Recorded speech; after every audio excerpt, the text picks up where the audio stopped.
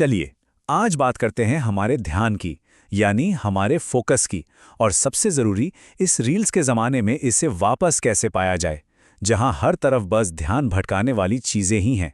सिर्फ 8 सेकंड। पता है, एक माइक्रोसॉफ्ट स्टडी कहती है कि आज हमारा आपका एवरेज अटेंशन स्पैन बस इतना ही रह गया है। और आपको पता है, साल 2000 में ये 12 सेकंड हुआ करता था। सच में सोचने वाली बात है ना? तो आगे हम क्या क्या देखने वाले हैं?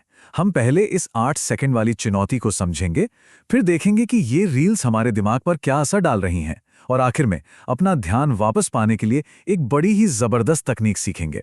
तो चलिए सबसे पहले बात करते हैं इस 8 सेकंड की चुनौती की। मतलब हम सबने ये महसूस किया है ना, कि किसी एक चीज पर टिके रहना एक स्ट्रगल सा बन गया है। पर सवाल ये है कि ऐसा हो क्यों रहा है। और देखिए, अगर आपको भी ऐसा लगता है कि फोकस करना कितना मुश्किल हो गया है, तो ये कोई आपका वहम नहीं है। सच तो ये है कि आज दुनिया भर में लाखों करोड़ों लोग ठीक ऐसा ही महसूस कर रहे हैं। पर क्यों? असल में इसका एक बहुत बड़ा कारण तो हमारी जेब में ही रहता है, शॉर्ट फॉर्म वीडियो, मतलब कि रील्स। तो चलो देखते हैं कि ये जो अंतहीन स्क्रोलिंग है, ये हमारे दिमाग के साथ आखिर कर क्या रही है। अब इस चीज की गहराई में जाने के लिए एक बहुत ही दिलचस्प हालिया रिसर्च पर नजर डालते हैं। इस स्टडी ने खास तौर पर कॉलेज के छात्रों पर रील्स के असर को समझने की कोशिश की। रिसर्चर्स का मकसद बिल्कुल साफ था। उनका सवाल सीधा था, क्या रील्स देखने और ध्यान भटकने के बीच कोई सीधा कनेक्शन है? बस यही जानना था। तो इस स्टडी से क्या निकल कर आया, और जो रिजल्ट सामने आए, सच कहूं तो वो काफी चौंकाने वाले हैं। सबसे पहली चीज बिल्कुल साफ थी। एक बहुत मजबूत नेगेटिव कोरिलेशन मिला। आसान भाषा में इसका मतलब है एक सीधा लेकिन उल्टा रिश्ता।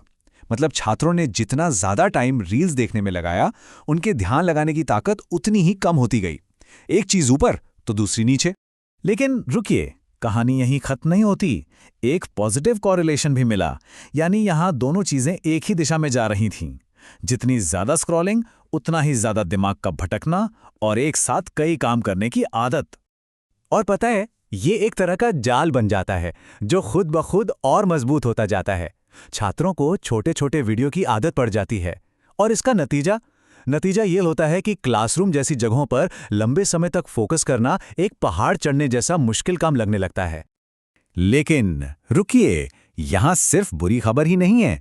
अच्छी बात यह है कि हम इस चक्र को तोड़ सकते हैं। अब वक्त है जवाबी कार्रवाई का, अपना फोकस वापस छीनने का। और लेखक योहान हारी की ये बात ना सच में सोचने पे मजबूर कर देती है। यह हमें याद दिलाती है कि ये हमारी कोई पर्सनल फीलिंग नहीं है। हमारा ध्यान टूटा नहीं है, उसे चुराया गया है। और जो चीज़ चुराई जा सकती है, उसे वापस पाया भी जा सकता है। तो इसका तरीका क्या है? अपने फोकस को ना एक मसल की तरह समझिए। आप इसे जितना ट्रेन करेंगे, ये उतना ही मजबूत होता जाएगा। जैसे जिम में बॉडी बनती है, ठीक वैसे ही सही तकनीकों से हम अपना फोकस भी बना सकते हैं। तो तैयार हैं? और इस दिमागी कसरत के लिए एक बहुत ही कमाल का और एकदम आसान सा टूल मौजूद है, जिसे कहते हैं पोमोडोरो टेक्निक। अच्छा, इसकी कहानी भी बड़ी मज़ेदार है।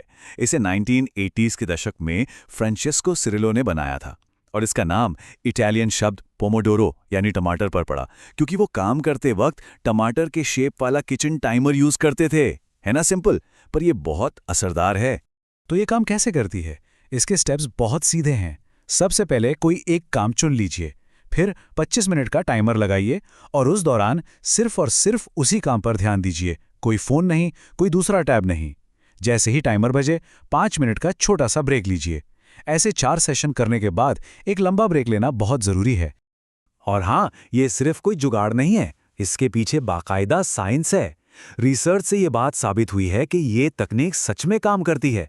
ये न सिर्फ हमारा फोकस सुधारती है, बल्कि दिमागी थकान को भी कम करती है, जिससे हम लंबे समय तक बेहतर काम कर पाते हैं।